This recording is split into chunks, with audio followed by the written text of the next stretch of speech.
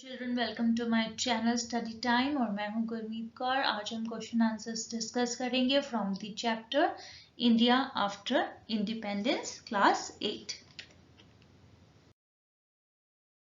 Now question number 1 here is give an account or overview of the conditions of India at the time of independence. तो independence के time पर क्या कुछ था? An estimated 3.5 million people living in West Punjab, NWFP, Balochistan, East Bengal and Sindh migrated to India. They all migrated to India. Now what is NWFP? NWFP is North West Frontier Province. It was created by the Britishers in 1901 and now it is in Pakistan. So all these places migrated to India. Communal violence killed an estimated 1 million people. What is communal violence? Communal violence is based on group membership. Means it involves different groups.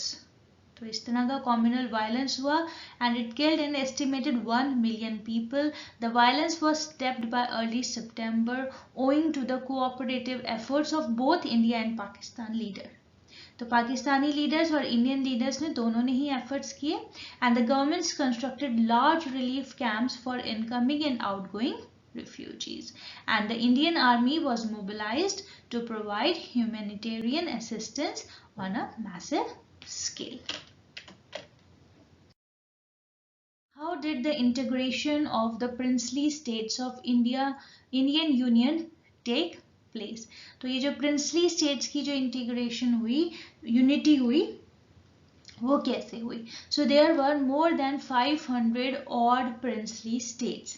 तो इतनी सारी princely states थी, each ruled by a Maharaja or a Nawab. So each of whom to be persuaded to join the new nation. इन सबको persuade करना था, मनाना था कि वो नए nation को join कर लें. The country was extremely fortunate in having among its leaders and think tanks like Sardar Vallabh भाई पटेल. तो इसमें सरदार वल्लभ भाई पटेल का बहुत बड़ा रोल रहा है. The process of the states integration with India gained momentum in July 1947.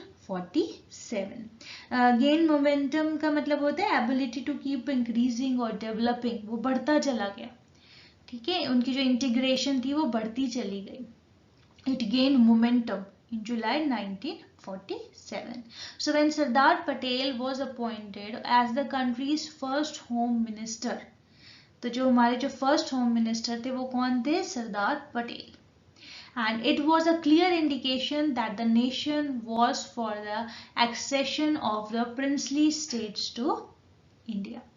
By 15th August 1947, when British paramountcy over the Indian state, paramountcy का मतलब होता है supreme power या authority. तो British supreme power जो या authority थी over the Indian states, it lapsed, and all the princely states bearing the Jammu and Kashmir, Hyderabad and Junagadh and had expressed their willingness to sign the instrument of accession with India. Instrument of accession होता है, it is an agreement wherein a state decided to join another state. इसे कहते हैं instrument of accession. ठीक है, Pakistani aggression on Jammu and Kashmir resulted in her accession and it was unconditional. Hyderabad and Junagadh में क्या हुआ? Were the only state which posed some problems. Finally the two joined India. लेकिन ऐसा हो गया, they two also joined India. Finally the unification of the princely states with India in a short time is the greatest achievement of Sardar Patel. तो ये जो सारा credit है, ये सारी ग्रेटेस्ट जो अचीवमेंट हुई है वो सरदार पटेल की वजह से है. He is known as the iron man of India. Question number 3. Why did the states of Hyderabad and Junagadh create problems for Indian leaders to join Indian Union? तो इनकी वजह से क्या प्रॉब्लम थी इन लोगों को? Hyderabad and Junagadh had expressed their willingness to sign the instrument of accession with India. Instrument of accession का मतलब तो आप समझ गए ना, merge होना, wherein one state decided to join another. तो ऐसा था the Pakistan aggression to Jammu and Kashmir resulted in her accession was unconditional. तो उनका जो एग्रेशन था उसकी वजह से जम्मू एंड कश्मीर का भी एक्सेशन हो गया with India. Hyderabad and Junagadh were the only state with Muslim rulers. ये जो दोनों स्टेट थी यहाँ पे मुस्लिम रूलर्स थे. Muslim rulers did not want to maintain any kind of relation with India. The integration of these states with the country could be achieved through Sardar Patel's skillful strategy. सिर्फ सरदार पटेल की skilful strategy की वजह से, उनकी सही दिशाओं की वजह से और उनके मिलिट्री एक्शंस की वजह से ऐसा हो पाया कि ये दोनों स्टेट्स भी जो हैं इंडियन यूनियन को उन्होंने ज्वाइन किया. Question number 4. When and why was the State Reorganization Commission appointed? In December 1953, Prime Minister Jawaharlal Nehru appointed the States Reorganization Commission to prepare for the creation of states on linguistic lines. अब ये linguistic क्या होते हैं? It means language. It is connected with language. मतलब language के basis पर कैसे किया. This was headed by Justice Fazal Ali and the commission itself was known as the Fazal Ali Commission. इस पूरे commission का नाम ही Fazal Ali Commission रखा गया. The States Reorganization Commission, which was formed in 1953 to study the problems involved in redrawing the state boundaries. Okay, viewed language as an important, although by no means the sole factor. तो ये जो language problem थी, इसकी वजह से बहुत सारी मुश्किलें आ रही थी. When was the India divided into states and union territories? अब इंडिया को states और union territories में भी divide किया गया था. The State Reorganization Act of 1956. Learn the dates. The State Reorganization Act of 1956 recommended the organization of the state boundaries. On November 1, 1956, India was divided into 14 states and 6 union territories.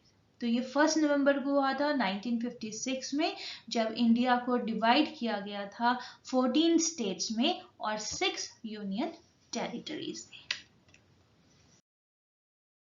Now, how were states divided? अब ये कैसे divide हुई? The states were divided in following ways. The large अब states जो divide हुई थी आगे, ठीक है. The large Hindi speaking region of north India was also to be broken up into several states. A little later in 1960 में क्या हुआ? The bilingual state of Bombay was divided into separate states of Marathi and Gujarati speakers as Maharashtra and Gujarat. ठीक है, तो ये पहले एक ही था, लेकिन ये बायलिंगुअल होने की वजह से, बायलिंगुअल का मतलब होता है यूजिंग और हैविंग 2 लैंग्वेजेस. तो अब यहाँ पर 2 लैंग्वेजेस थे, तो उसको मराठी भी थे, वहाँ गुजराती भी थे, तो उसे किस में डिवाइड कर दिया गया? महाराष्ट्र में और गुजरात में. 1966 में क्या हुआ? The state of Punjab was also divided in Punjab and Haryana. पहले पूरा एक ही था पंजाब, लेकिन बाद में जो है उसे पंजाब और हरियाणा में डिवाइड कर दिया गया. So Punjab for Punjabi and Haryana for those who spoke Punjabi but version of Haryanvi और Hindi. Now question number 7. Write a note on the planning commission of India. अब ये प्लानिंग कमीशन क्या है? प्लानिंग कमीशन जो है it was set up in March 1950. In 1951, the first 5-year plan was announced. तो जो 5-year plan था, सबसे पहला 5-year plan था, वो 1951 में announced हुआ था, and then Prime Minister Jawaharlal Nehru was the chairman of that. तो जो प्राइम मिनिस्टर थे, प्राइम मिनिस्टर पंडित जवाहरलाल नेहरू, वो उसके चेयरमैन थे प्लानिंग कमीशन के. The Planning Commission is helped in the better utilization of the country's resources for the common good of the citizens. And the Planning Commission is considered by many as the backbone of the country's progress and all-round development, क्योंकि इसमें क्या होता है, resources को अच्छे से use किया जाता है for the betterment of the citizens के लिए होता है। तो ये जो होती है कि ऑल राउंड डेवलपमेंट को एनहेंस करती है, हेल्प करती है।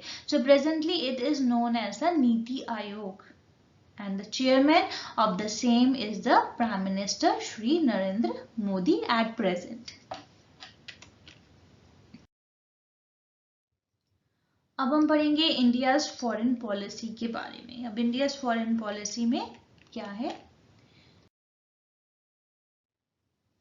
इसमें आ जाता है आपका Panchsheel. Now, what was Panchsheel? अब ये पंचशील क्या है and what were its principles? The 5 principles of peaceful coexistence or Panchsheel are a series of agreements between the People's Republic of China and India. तो ये चाइना और इंडिया के बीच में हुआ था, एक एग्रीमेंट था, series of agreements, and it was formed in 1954.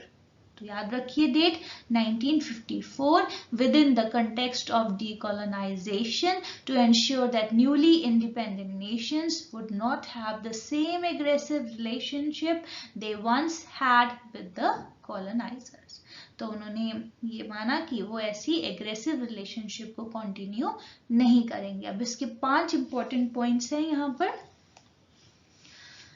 First of all, the mutual respect for each other's territorial integrity and sovereignty. और फिर है mutual non-aggression.